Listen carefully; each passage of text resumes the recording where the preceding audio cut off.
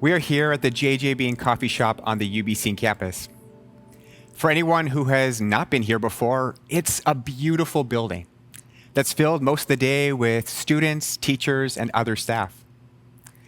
In Vancouver, coffee shops are not only a place where we go for a drink, but somewhere we go to meet with others, with a loved one, a new friend, or sit with family.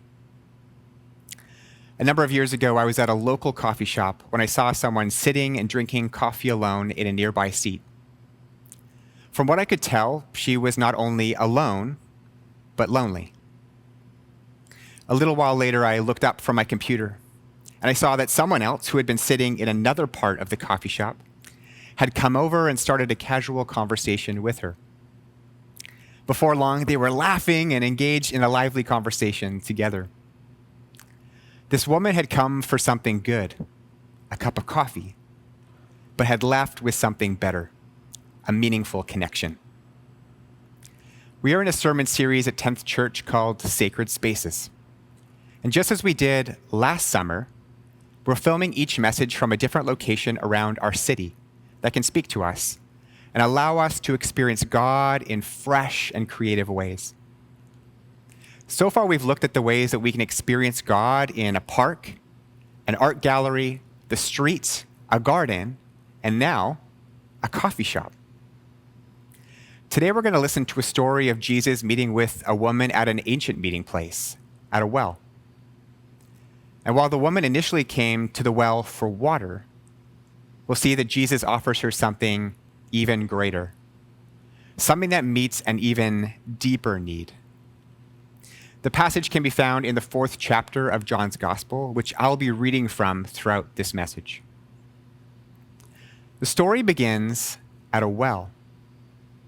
In the ancient world, wells were one of the meeting places where people could come for one of their most essential needs, water. Having traveled many miles, we're told that at noon, the hottest time of the day, Jesus was exhausted from his journey, so he sits to rest.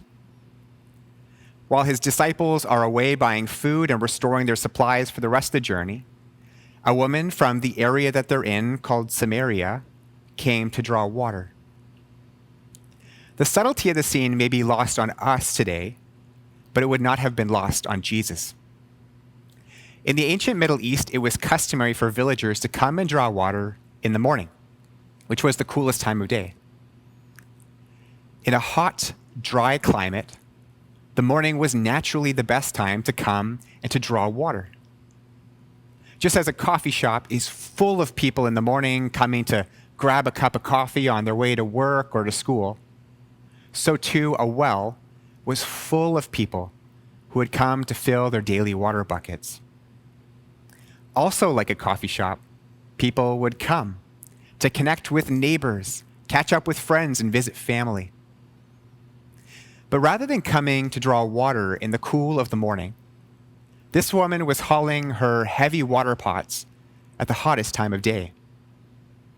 These water pots could hold up to 9 gallons of water, which could weigh up to 80 pounds, and people often carried 2. We've just come through a heat wave here in Vancouver, so maybe you can imagine hauling on your back, on your shoulders, over 100 pounds of water during the hottest days of the heat wave. That's hard for me to imagine. But that's exactly what this woman was doing every day. Why would someone choose to collect water at the hottest time of day rather than in the cool of the morning? It's most likely that she either didn't want to be seen by others or that she wasn't welcome.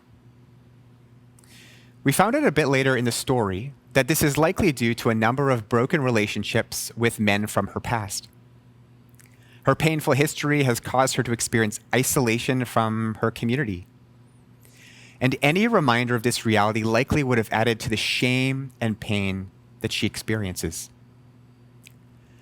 The barriers in the scene become increasingly apparent as we remember that due to hundreds of years of conflict and religious rivalry, Jews and Samaritans did not mix.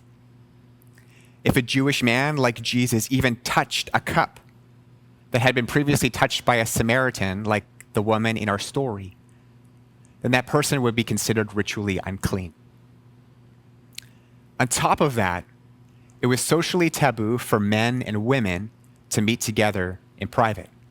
And in this story, Jesus and the woman were alone. Every barrier has been placed between Jesus and the woman. Social norms, religious expectations, and customs around gender. Into this setting, we read the following conversation between Jesus and the woman. When a Samaritan woman came to draw water, Jesus said to her, "Will you give me a drink?" His disciples had gone into the town to buy food. The Samaritan woman said to him, "You are a Jew and I am a Samaritan woman. How can you ask me for a drink?" For Jews do not associate with Samaritans. Every barrier exists between this woman and Jesus. And because of the barriers, the woman would not have expected Jesus to begin a conversation with her, not to mention ask her for something like water. But that's exactly what he does. Jesus meets the woman right where she is. He doesn't first say, "Get your life together and then let's talk." But instead he says, "Come as you are." Over the years, I've heard many stories where Jesus has met somebody in a broken and painful situation, just as they were. One story that comes to mind is my friend Carlos. Over 10 years ago, Carlos was turning to anything that would distract him from the pain of a painful breakup with his partner. And when he ran out of money, he started sleeping in parks and streets throughout the city. At one point, he felt there was no way to get out of his situation and find hope. He started wishing that his life would end through drug overdose so that he wouldn't have to continue to feel the pain and the shame of his past and his present. And so while he was living on the streets, he was invited to a meal where he got to know others. It was a place where he was seen and heard, just as he was. Carlos said he attended these meals 5 days a week for months. And as he got to know other people at the meal, he slowly began to let his guard down. One day at the house, someone was playing a song that had the lyrics, "Take me as you find me." These lyrics were powerful for Carlos and connected to him in his present situation. In the midst of his hurt and his pain, his shame for what he'd gone through, Jesus saw him and wanted to take him just as he was. In this moment, Carlos called out, "Help me, Lord." Carlos then told me that he felt something he'd never experienced before, a kind of peace that didn't make sense given his current life circumstance. In the midst of his broken and painful reality, Carlos was seen. He was known, and he was loved by Jesus just as he was. Jesus didn't say to Carlos, "Go and get your life together, and then I want to know you." But instead comes to Carlos and to us just as we are. Jesus meets us in our greatest places of need. And this is exactly what happens for the woman at the well.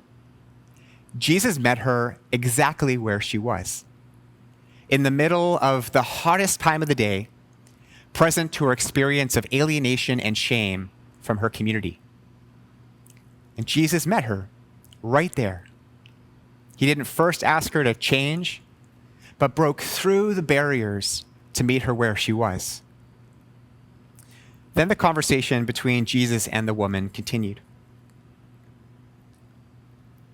Jesus answered her, "If you knew the gift of God and who it is that asks you for a drink, you would have asked him, and he would have given you living water." "Sir," the woman said, "you have nothing to draw with, and the well is deep. Where can you get this living water? Are you greater than our father Jacob, who gave us the well and drank from it himself, as did also his sons and his livestock? Jesus answered, "Everyone who drinks this water will be thirsty. But whoever drinks the water I give them will never thirst. Indeed, the water I give them will become in them a spring of water welling up to eternal life." The woman said to him, "Sir, give me this water so that I won't get thirsty and have to keep coming back here to draw water." The woman came to the well to fill her water pots.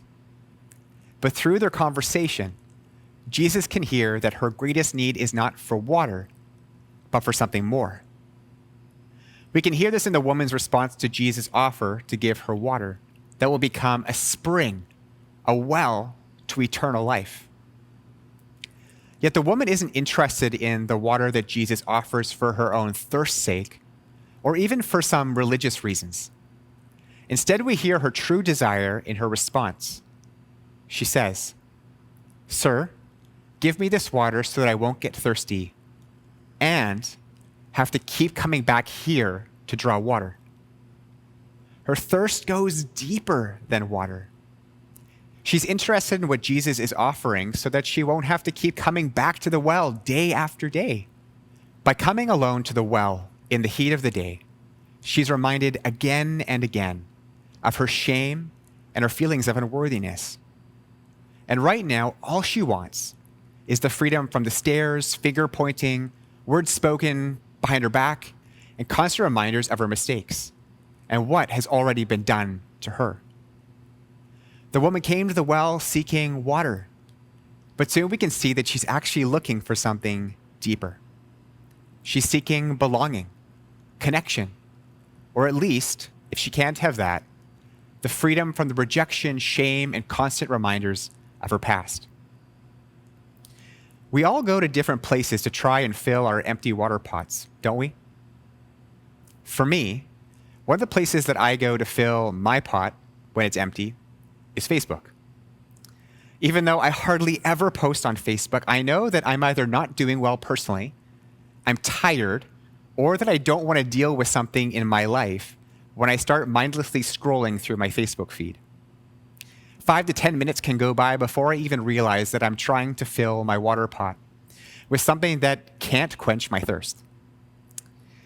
In the moment, a deeper unmet need in my life exists, and I'm trying to fill or distract myself from it by just scrolling on my Facebook feed. Throughout the pandemic, I've been talking with many of you, as well as reading statistics from medical doctors and mental health professionals. It's become clear that nearly all of us are living with empty water pots in one way or another.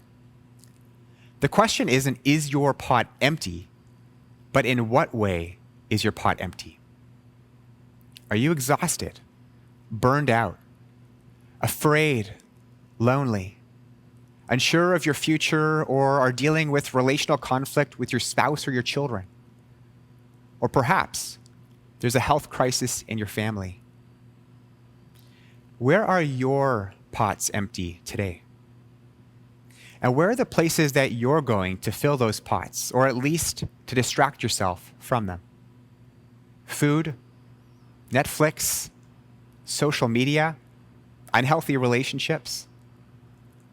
We go to these places because we feel a need and are looking in some way to fill our pots, even for a moment.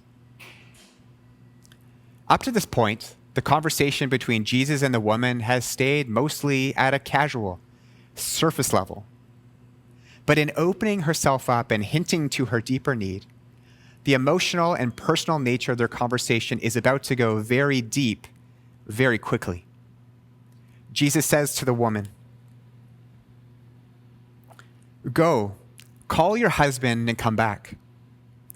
"I have no husband," she replied.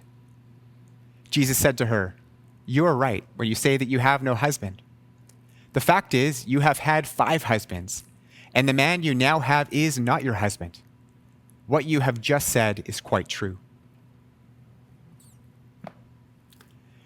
Some of you may be thinking, why would Jesus bring up the most painful memories and moments in their conversation together?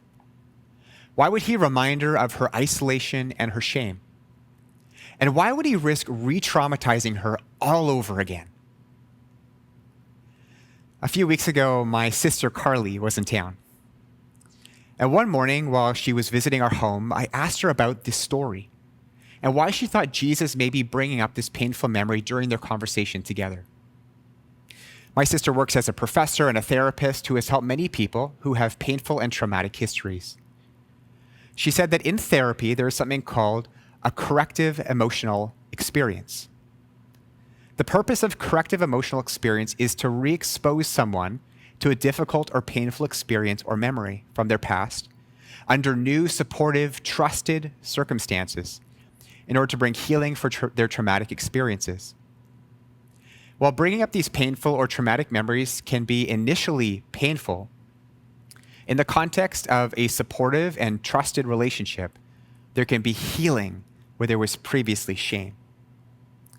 My sister then said this: wounds that are created in community can also be healed in community through safe spaces.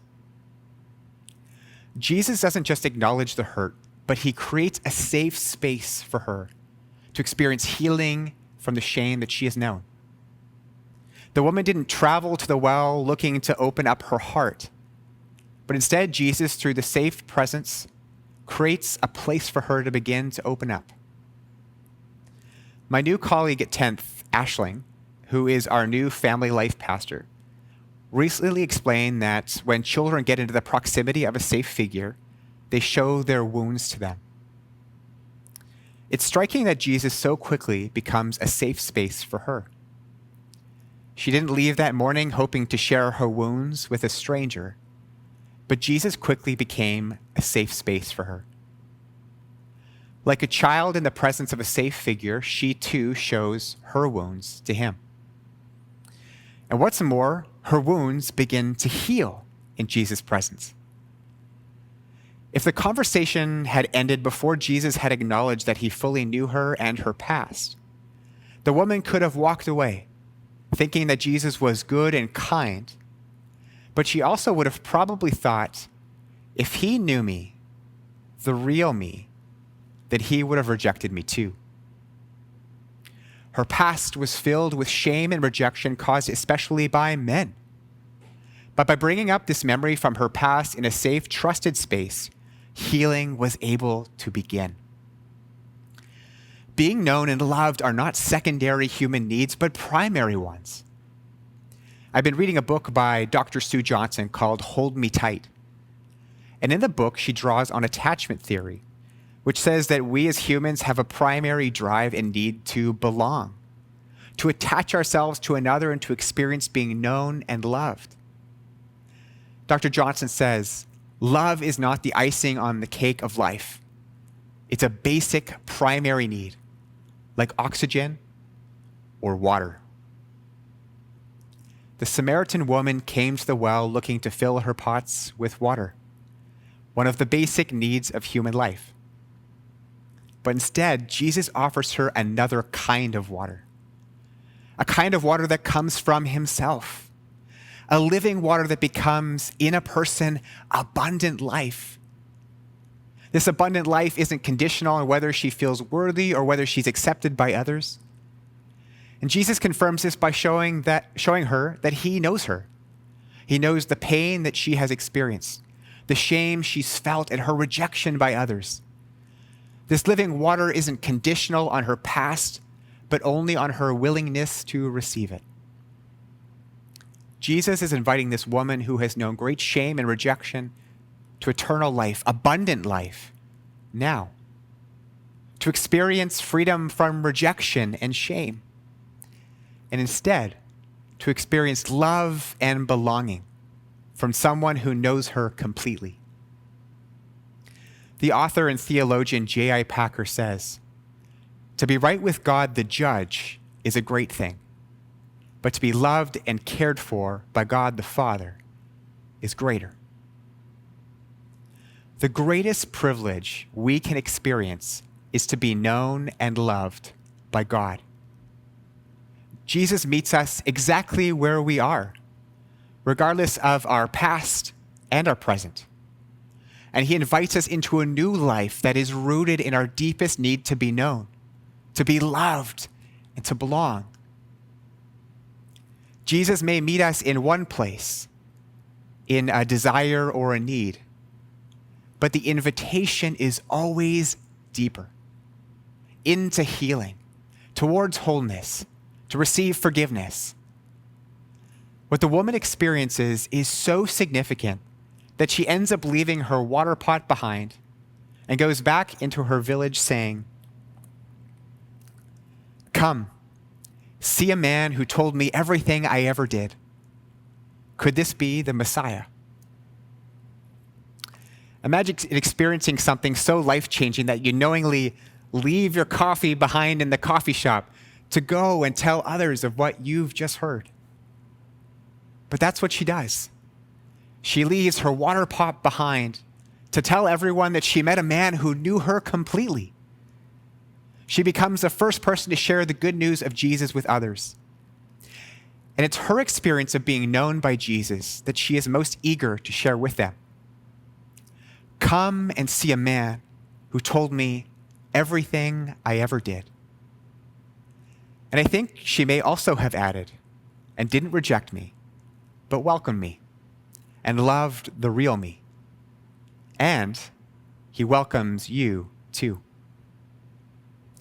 Wherever you are, personally, emotionally, relationally, Jesus comes to offer you a kind of water that can quench your deepest thirst, your thirst for belonging, for being known, for forgiveness, and for love. A thirst that only he can quench. This summer, let me invite you to go and find a sacred space of your own. Perhaps your own local coffee shop, a park, a local hike, or even a cozy corner of your home. And in that sacred space, to follow the invitation of the woman at the well who invites you. Come, see a man who knows everything you've ever done. A man who doesn't reject you, but who promises to quench your thirst, your deepest thirst for connection, for belonging, and for new life.